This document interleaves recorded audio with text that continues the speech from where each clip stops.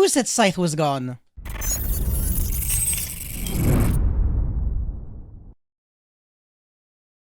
So with the most recent Forbidden and Limited list, we actually saw Predaplant Verte Anaconda getting banned, which meant that Destiny will Destroy Phoenix Enforcer was kind of less abusable, which led to some people believing that Scythe was no longer abusable. Sadly, this couldn't be farther from the truth because by Konami unbanning Jet Synchron, they have also unlocked a new way of abusing Dagda and Scythe. Basically, all you need is access to Crystal Needle Fiber. You're going to be summoning the Jet Synchron from your deck, make Link Rebo or Relinquish Tinima, revive back the Jet Synchron by discarding a card, and then making Artifact Dagda, and on your opponent's turn, you're going to be tagging out the Needle Fiber to summon TG Wonder Magician, trigger the Dagda, set the Artifact Scythe, destroy your Artifact Scythe with the TG Wonder Magician, revive back the Scythe, and then quick sync for Baroness de Fleur. Needle Fiber is an absolute joke to summon. There are so many one-card combos that you can actually use to go into the card, and it's also a very nice backup plan when your other cards are getting negated, similarly to how Predaplant Verte Anaconda was the main backup when people were just getting negated on every single card. They had 2 leftover monsters, they were making Verte, pay 2k, and then summon a big fusion.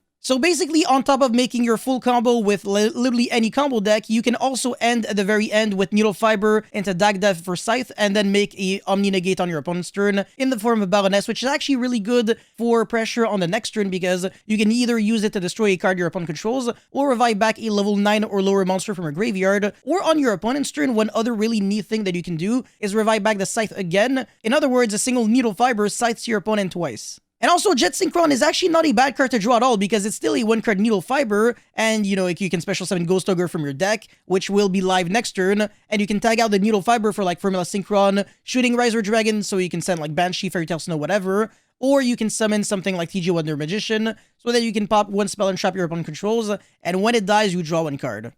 And in case you want to go second and break boards with Jet Synchron summoned off of Needle Fiber, you can make Access Code Talker that can pop like 3 cards on the field because you have the Water Monster in the form of Needle Fiber, the Dark Monster in the form of Link Rebo, and literally anything else in the form of a Link 3 monster. So even though we can probably agree on the fact that Glow Bulb is slightly better than Jet Synchron as a card because it doesn't actually rely on you discarding a card, Jet Synchron sometimes could actually be slightly better. In Eldritch, discarding a card could actually help you out sometimes because you actually would rather have the Golden Lord in the graveyard than in the hand, in case you don't really want to send a card from the hand to the graveyard and then send another card from the field to the graveyard in order to revive it back. Let's say you have like 2 Conquistador, you can discard one of the Conquistadors and then summon the Jet Synchron, and then on the end phase, get your Scarlet Sanguine. So you never really want to have 2 cards that do the same thing. You want to trade in 1 Conquistador for the other card, so you have the full thing. So we've actually seen Cyberus Eldritch playing, you know, Predaplant Verte Anaconda with Destiny will Destroy Phoenix Enforcer, Artifact Dagda into Artifact Scythe with a Cyberus gadget, and with the other cards that, you know, Cyberus package, which